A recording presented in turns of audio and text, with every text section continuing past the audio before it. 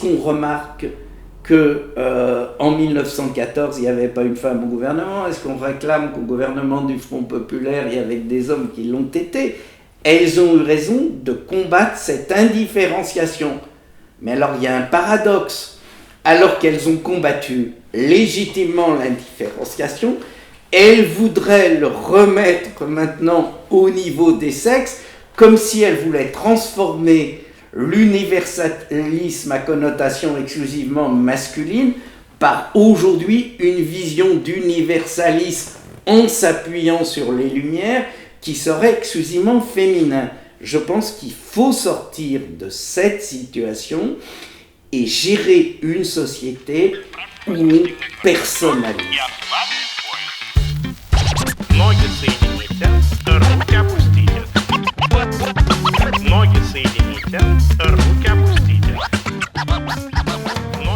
Alors je voulais savoir comment en êtes-vous venu à développer donc cet axe de réflexion, cet angle en tout cas d'analyse que vous avez? Écoutez, moi j'ai beaucoup travaillé sur la question des élèves en difficulté. Et je me suis aperçu en circulant dans les établissements scolaires, en circulant dans les différentes académies, que les élèves en difficulté scolaire avaient une caractéristique qui était d'être du sexe masculin. Et je me suis également aperçu en recherchant des statistiques pour voir si c'était l'effet de Morgard ou si c'était réellement quelque chose qui existait dans notre système éducatif, que le système scolaire français reposait sur l'indifférenciation des sexes. C'est-à-dire que toutes les statistiques du système scolaire français étaient les élèves, sans dire s'ils étaient filles ou s'ils étaient garçons. Qu'on disait, il y a 15 à 20% d'élèves qui ne savent pas lire et écrire. Il y a 150 000 élèves qui sortent sans qualification du système éducatif. Et ça, quelles que soient les analyses, quel que soit le bord, vous n'entendez jamais, au lieu de 15 à 20% d'élèves qui ne savent pas lire et écrire, le fait, statistique européenne PISA 2012 publiée en décembre 2013, que c'est près d'un garçon sur 3 et moins d'une fille sur 12 pour les difficultés de compréhension de la lecture. Vous n'entendez jamais que 150 000 jeunes sortant sans qualification du système éducatif, c'est 125 000 garçons et 25 000 filles.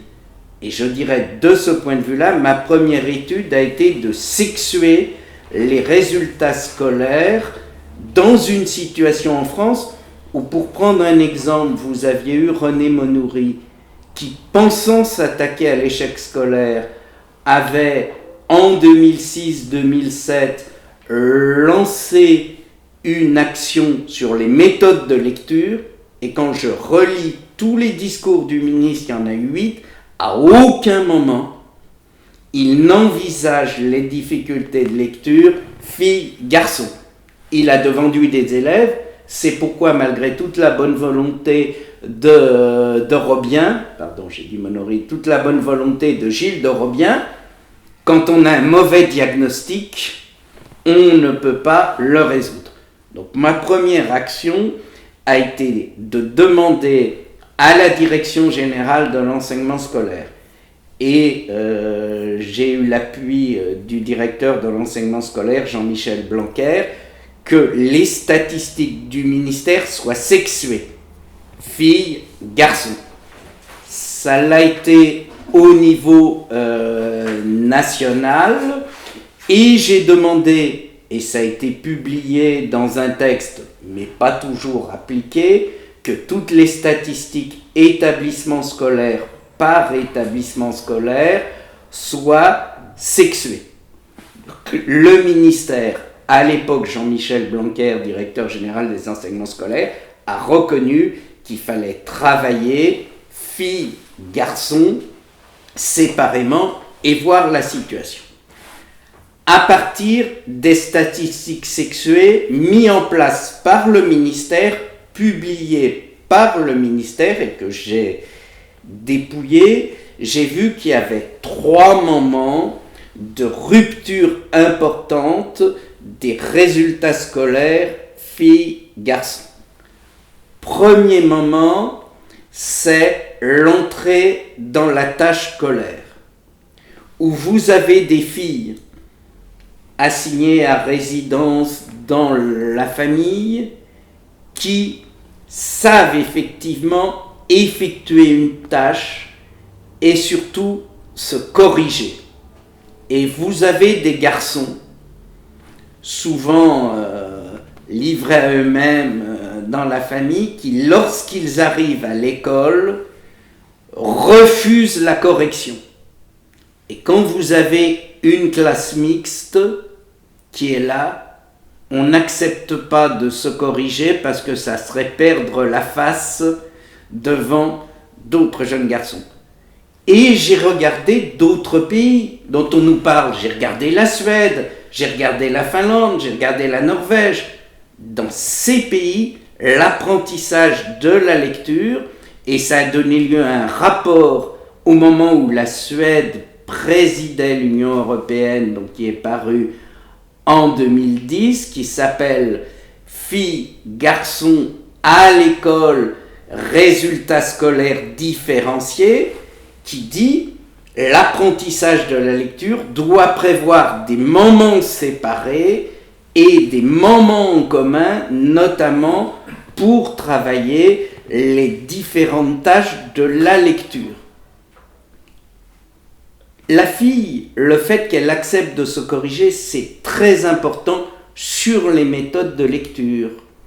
Ça veut dire que si j'écris au tableau « La toiture est faite de briques », le garçon va regarder « toiture », se dire « j'ai déjà vu un mot comme ça, voiture »,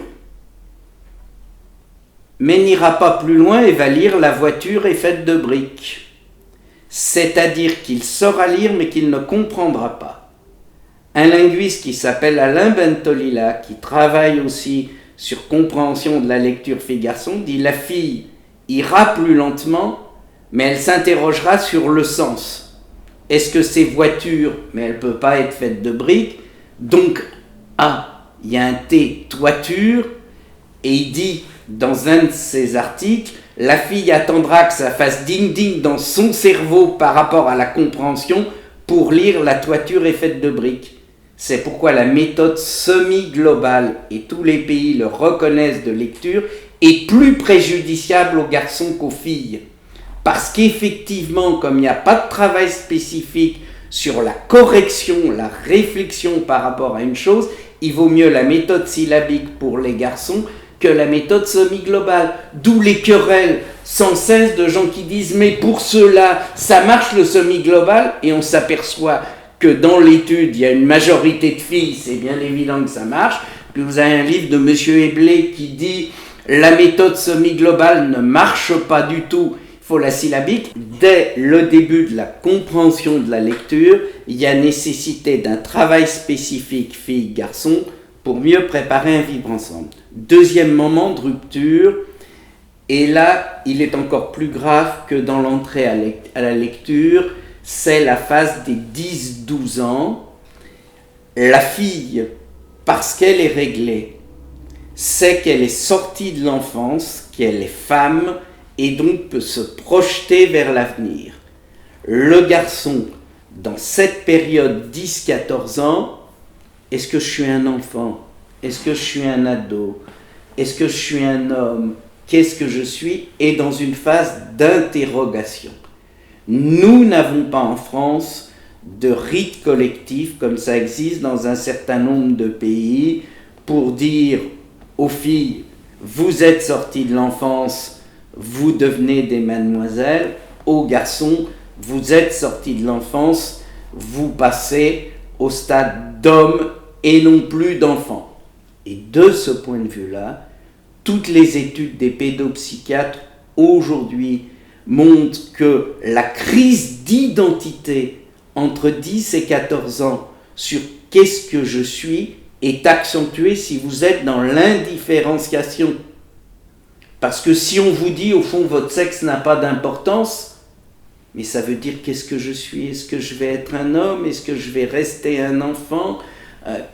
Qu'est-ce que je vais être? Donc là, il y a un enjeu extrêmement important de gérer une sortie de l'enfance pour les garçons, pour effectivement les conforter par rapport à ce qu'ils sont. Sinon, c'est effectivement la transgression pour montrer qu'on n'est plus un enfant, la transgression à travers l'habiture express de l'alcool, la drogue, voire la violence.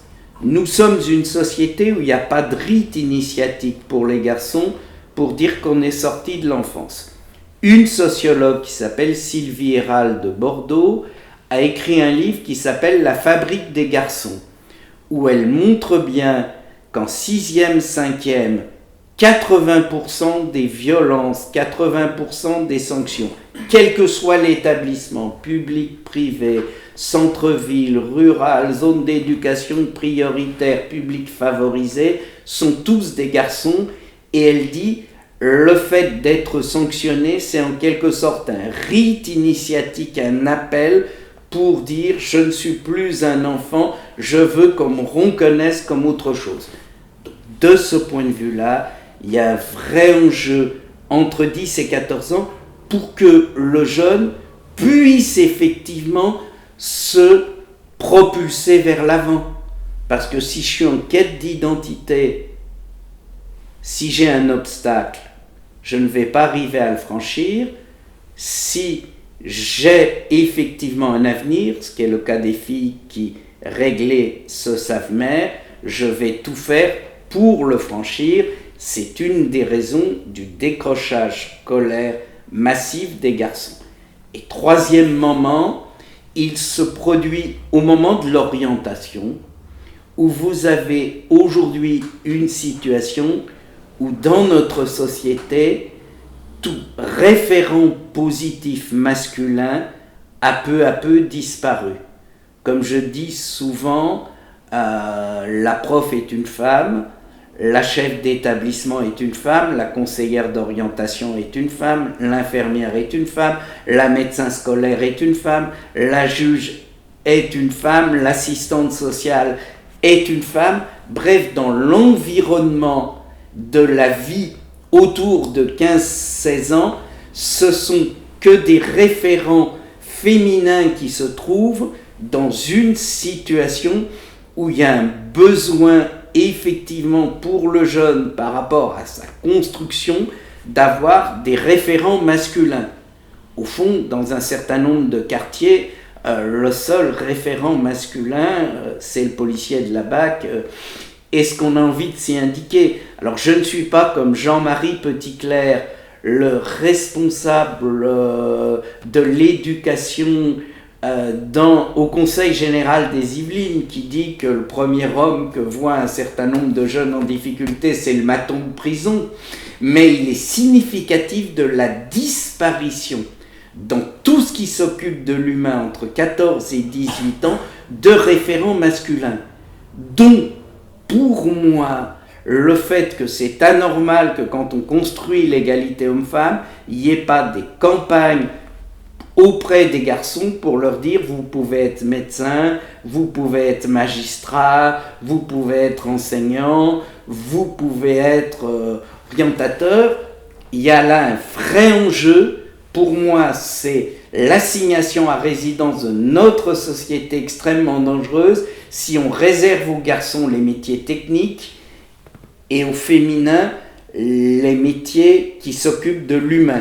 Et de ce point de vue-là, c'est anormal que dans les ABC de l'égalité, on utilise des chiffres d'il y a 30 ans pour expliquer que c'est la parité dans la magistrature, que c'est la parité dans la médecine, que c'est la parité dans l'architecture, alors qu'aujourd'hui, au niveau du flux des nouveaux arrivants, à l'école de la magistrature, sur les 3 dernières années, 88 à 92% de garçons, 78% de filles, pardon, 78 à 92% de filles, voyez, au niveau de médecine, on est à 78%, au niveau dentiste, vétérinaire, architecte. De ce point de vue-là, il y a intérêt à voir au niveau des flux ce que c'est, et non pas effectivement de regarder une situation qui n'est pas mobile. Mais de ce point de vue-là, l'absence de référent masculin par rapport à des jeunes de 15-16 ans est extrêmement grave pour une société, parce que ça accentue le décrochage scolaire, ça accentue les difficultés d'orientation et ça accentue la crise d'identité que j'évoquais. Et cette dimension, dans les campagnes sur l'égalité homme-femme, est souvent totalement absente. Qu'est-ce que vous proposeriez comme solution? En tout cas, vous parliez tout à l'heure qu'il y avait des pays qui utilisaient des rites de passage chez les garçons. Pour moi, j'ai 3 solutions. 1.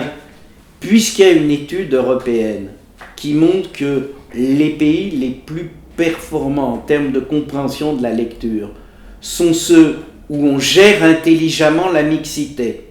En France, l'indifférenciation des sexes a mis qu'on a mis des filles et des garçons ensemble sans se préoccuper comment ça fonctionnait. C'est des pays où il y a des moments séparés pour mieux gérer les moments ensemble. Les moments séparés, ils sont au moment de l'apprentissage de la lecture, au moment de l'apprentissage de la sexualité en sciences de la vie et de la terre, et au moment de l'orientation.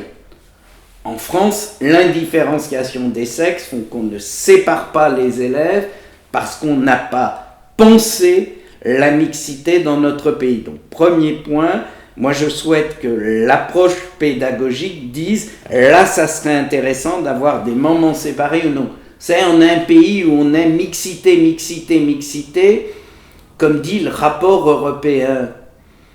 En France, on a une non-mixité a posteriori. Quand je regarde les dispositifs d'élèves décrocheurs, les dispositifs d'élèves en difficulté, j'ai entre 95 à 96% de garçons.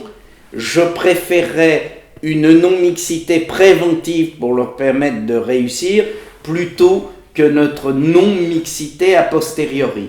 Deuxièmement, je pense qu'il faut reconstruire des rites initiatiques de sortie de l'enfance, c'est-à-dire entre 11-12 ans, dire vous n'êtes plus un enfant, vous devenez une fille et un garçon. Si on ne le construit pas, on a 2 dérives similaires de notre société où tous les rites religieux de sortie de l'enfance ont disparu. La communion solennelle où on donnait la montre pour montrer qu'on devenait maître du temps en sortant de l'enfance. Et vous avez 2 phénomènes similaires de cette non-identité entre 8 et 12 ans. C'est l'hypersexualisation des filles à 8-9 ans qui, tant qu'elles ne sont pas réglées, veulent effectivement devenir femmes, et la crise d'identité du garçon à 11-12 ans qui ne sait pas ce qu'il est. Donc je serais pour un grand rite initiatique, vous devenez des garçons, vous devenez des filles. Vous savez, en France, il n'y a pas eu que l'indifférenciation des sexes depuis les Lumières. Il y a aussi l'indifférenciation des âges. Nous sommes le seul pays qui parle de convention des droits de l'enfant entre 0 et 18 ans. Les autres pays disent convention des droits de l'enfant et des mineurs, pour bien montrer qu'il y a un moment où on n'est plus un enfant, infance irresponsable, mais on devient un mineur, c'est-à-dire un partage avec la famille. En France, l'indifférenciation des âges est très mêlée à l'indifférenciation des sexes. Et troisième élément, je pense que c'est une vraie interrogation pour notre société d'avoir des référents masculins pour pouvoir travailler avec les jeunes à 14-16 ans, c'est-à-dire d'avoir des moments d'orientation où je vais faire venir un médecin homme, où je vais faire venir les quelques magistrats hommes qui sont là. Parce que sinon, nous sommes dans une société, effectivement, où on va avoir ce type de coupure et où, au fond, un certain nombre de gens auront la tentation de remplacer une domination masculine historique par une domination féminine nouvelle, mais qui produira effectivement des dangers. Parce que, qu'on s'interroge, plus de 125 000 garçons qui sortent chaque année sans qualification du système éducatif. Est-ce qu'un pays, est-ce qu'une société peut se permettre ça? Et ce qui m'inquiète, c'est quand on veut valoriser les garçons. Moi qui crois que l'école, les qualifications, c'est un enjeu, on les valorise en leur montrant des gens qui n'ont pas réussi par l'école, acteurs, chanteurs, sportifs par rapport à ça. Il y a pour moi un vrai enjeu de société et de civilisation sur cette question.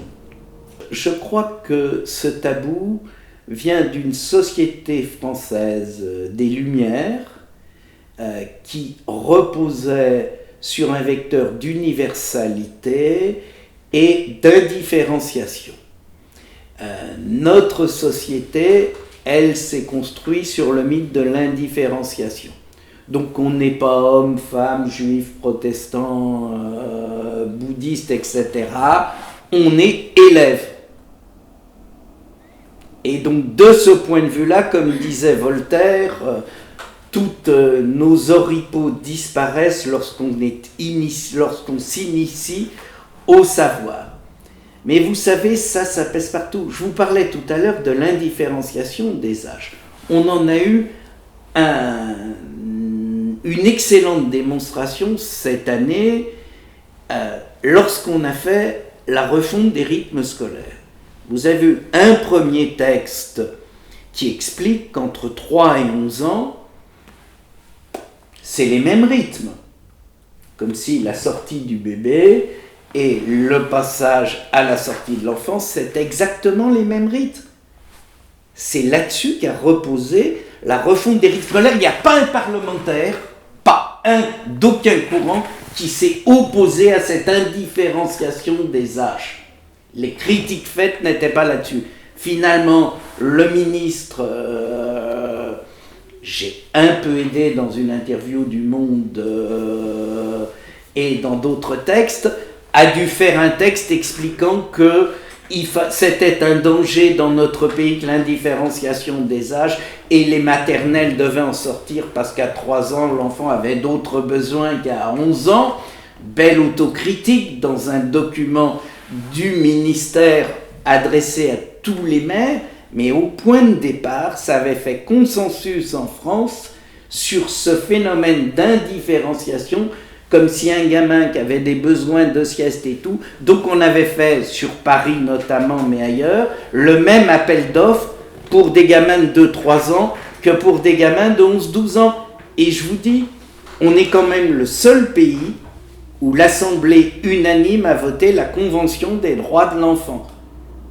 Comme si on était enfant entre 13 et 18 ans, alors qu'on est dans la construction. Donc notre pays repose sur des mythes qui sont effectivement le fait qu'on est un enfant, et puis soudain on devient adulte, noir-blanc, le fait effectivement qu'on est dans l'indifférenciation, d'où le succès de toutes ces théories hommes-femmes, parce qu'elles sont sur un creuset français qui est le creuset effectivement de l'universalité. Vous savez, les Lumières, elles ont eu des enfants. Après l'échec de la Révolution française, de l'Empire et l'échec de la royauté, il y a maintenant 180 ans, vous avez eu un monsieur qui s'appelait Prosper Enfantin, qui a dit il faut pousser jusqu'au bout les théories de la Révolution française, il n'y a pas d'hommes et de femmes, nous sommes tous des êtres, et donc il a créé 143 rue de Ménilmontant, dans l'actuel 20e arrondissement, un phalanstère unisexe, où tout le monde s'habillait de la même manière, avec des boutons dans le dos pour qu'on ne voit pas le sexe de la personne lorsqu'on s'habillait, où ces gens-là vivaient ensemble, faisaient l'amour tel qu'ils le voulaient, homme-homme, femme-femme, homme-femme, et où les enfants étaient élevés à côté et choisissaient leurs parents à 7 ans. Vous voyez, donc la théorie du genre, c'est pas une invention américaine, c'est l'invention de Prosper Enfantin dans son phalanstère de Ménilmontant qui a duré pendant une quinzaine d'années. Et donc nous avons, au travers de l'indifférenciation des sexes et de l'indifférenciation des âges, quelque chose qui est consubstantiel de notre réflexion et de la mentalité française, où nous sommes toujours dans le binaire, et jamais, comme je dis souvent, il y a le paradis, il y a l'enfer, nous n'avons pas le purgatoire. Mais cette indifférenciation, et moi je regrette qu'un certain nombre de gens n'aient pas été rechercher les textes de Prosper Enfantin. Je me rappelle avoir fait un débat où on me citait du Judith Butler, mais Prosper Enfantin avait écrit mot à mot la même chose dans ses réflexions entre 1834 et 1839.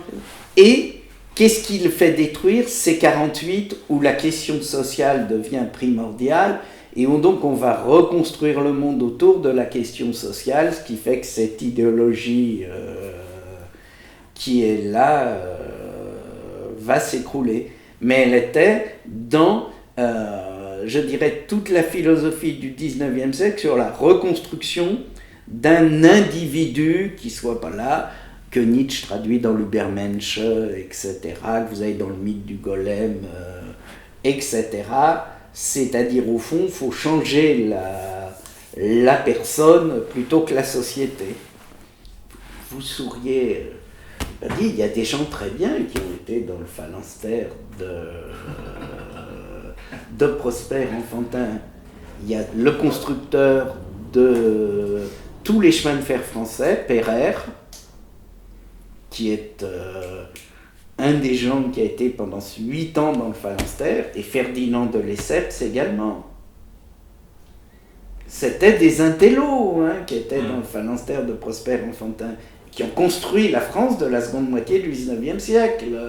Il y a des banquiers, le créateur de la Société Générale sous le Second Empire, et qui, à un moment donné, le phalanstère, il s'est créé après l'échec de toutes les idéologies. La Révolution française avait échoué, l'Empire avait échoué, la monarchie absolue avait échoué, et on était devant l'échec de la monarchie bourgeoise, puisqu'il crée son phalanstère juste après les barricades de la rue Quincampoix et celle de Gavroche, etc. Donc la rupture avec Louis-Philippe. Dans une idéologie, c'est plus les idéologies, il faut changer l'individu. Et donc changer l'individu, c'est parce qu'il repose sur une séparation homme-femme, donc il n'y a plus de sexe, nous sommes unisexes, ni homme ni femme. Il y a des déclarations extraordinaires de Prosper Enfantin et de ses épigones sur il n'y a plus de sexe, etc. Avec le fait, donc, on vit en unisexe, on dort homme-homme, femme-femme, femme-homme, les enfants sont élevés à part, et c'est à 7 ans, âge de raison, qu'ils choisissent leurs parents. Donc on est vraiment dans la PMA et la GPA. Donc il n'y a rien besoin de chercher rue de Ménilmontant. Le discours féministe a tendance à dire justement que c'est, en final, c'est dans les postes de pouvoir qu'on voit pas où les femmes sont sous-représentées. Alors justement, alors on a été victime, les femmes ont été victimes de cette indifférenciation. Il faut être très clair. L'indifférenciation des sexes et l'indifférenciation des âges, les femmes en ont été victimes. Quand on vote le suffrage universel en France, il est réservé aux hommes, et ça choque personne de parler d'universalité du système pour un vote réservé exclusivement aux hommes. On est dans cette même indifférenciation. L'électeur n'a pas de sexe, donc peu importe que ça soit des hommes. Donc c'est clair qu'aujourd'hui, il y a une nécessité de revisiter cette indifférenciation française, et les femmes ont eu raison de combattre cette vision de l'universaliste exclusivement masculin. Mais pour autant, justement parce qu'elles ont combattu l'indifférenciation au travers de l'universalisme pour dire c'est pas un suffrage universel parce qu'il n'y a que les hommes, c'est pas un poste de pouvoir, les femmes doivent pouvoir être élues, etc. Alors que tout le monde est effectif. Est-ce qu'on remarque qu'en 1914, il n'y avait pas une femme au gouvernement? Est-ce qu'on réclame qu'au gouvernement du Front populaire, il y avait des hommes qui l'ont été? Elles ont eu raison de combattre cette indifférenciation. Mais alors, il y a un paradoxe. Alors qu'elles ont combattu légitimement l'indifférenciation, elles voudraient le remettre maintenant au niveau des sexes, comme si elles voulaient transformer l'universalisme à connotation exclusivement masculine par aujourd'hui une vision d'universalisme en s'appuyant sur les Lumières qui serait exclusivement féminin. Je pense qu'il faut sortir de cette situation et gérer une société où on personnalise.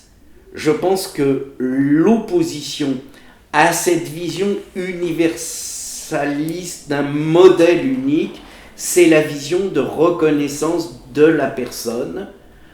Je pense qu'on doit relire Emmanuel Mounier et le personnaliste qui a combattu ces éléments-là pour dire il faut effectivement s'appuyer sur la légitimité de la personne, y compris sa liberté de conscience, sa liberté personnelle par rapport à l'État, et la personne, c'est un homme ou une femme, c'est un enfant ou un ado ou un adulte, et que c'est très important de mettre au cœur de notre réflexion politique la reconnaissance pleine et entière de la personne dans toutes ses composantes.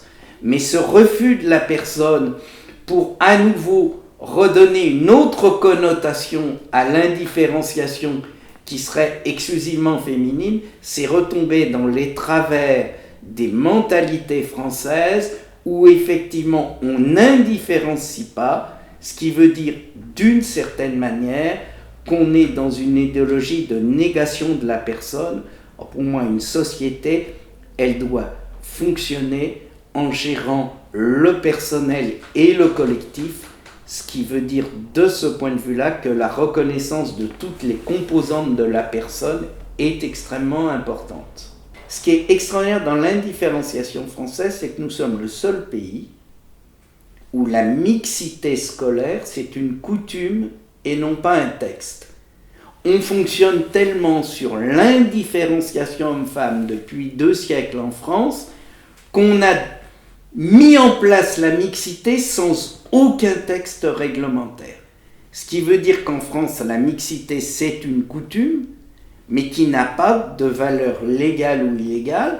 Donc, il y a des établissements publics qui fonctionnent de manière non mixte, le collège-lycée de la Légion d'honneur à Saint-Denis, tous les dispositifs sport-études liés à des clubs professionnels de football, de rugby ou de handball.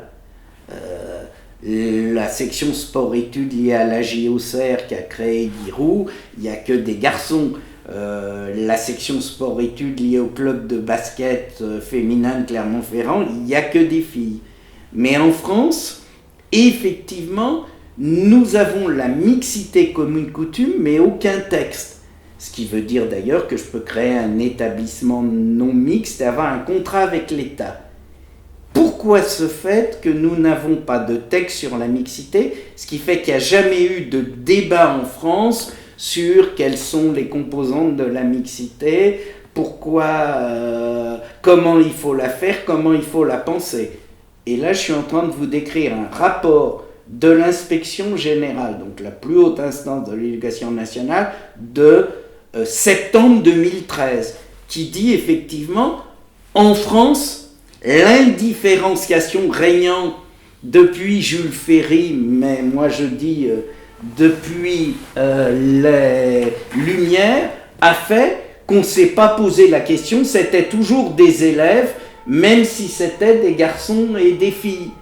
Donc en France, nous sommes un pays où, si vous voulez, l'indifférenciation des sexes a régné, et c'est extrêmement récent qu'on ait voulu les séparer, les personnaliser par rapport à ça. Ce qui fait que la mixité, puisque c'était toujours des élèves, et qu'en France, les élèves étaient toujours indifférenciés depuis 2 siècles, on n'a pas eu le souci de voter le moindre texte.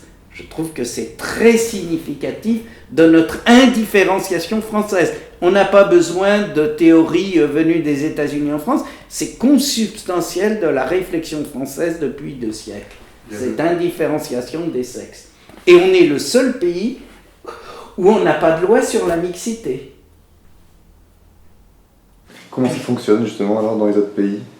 Ils ont voté ou pas voté une loi imposant la mixité ou une loi disant il peut y avoir la mixité mais avec des moments séparés, ce qui veut dire qu'il y a eu un débat parlementaire sur comment je mets en place des écoles mixtes, est-ce que j'en maintiens des non mixtes.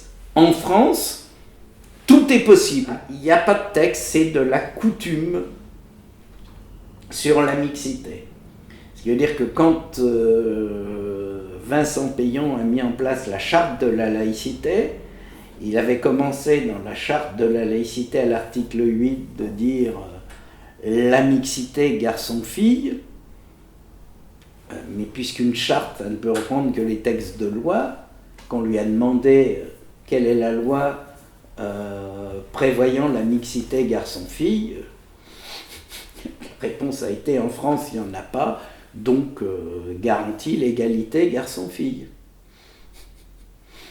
Mais c'est une particularité française qui est liée à notre indifférenciation derrière la notion d'élève, comme dit Marie Durubella, l'apprenant asexué qui est caractéristique du système éducatif français depuis plus de 200 ans. Donc c'est pourquoi en France on est très fragile, puisque consubstantiellement nous fonctionnons sur l'indifférenciation des sexes, et que c'est un combat pour les faire reconnaître. Et moi je suis très déçu quand les mêmes qui luttent contre la théorie du genre m'expliquent qu'il y a 15 à 20% des élèves qui sont en compréhension de lecture, sans donner les chiffres garçons et filles, ou qui me disent qu'il y a 145 000 élèves sortant sans qualification, sans donner les chiffres garçons-filles.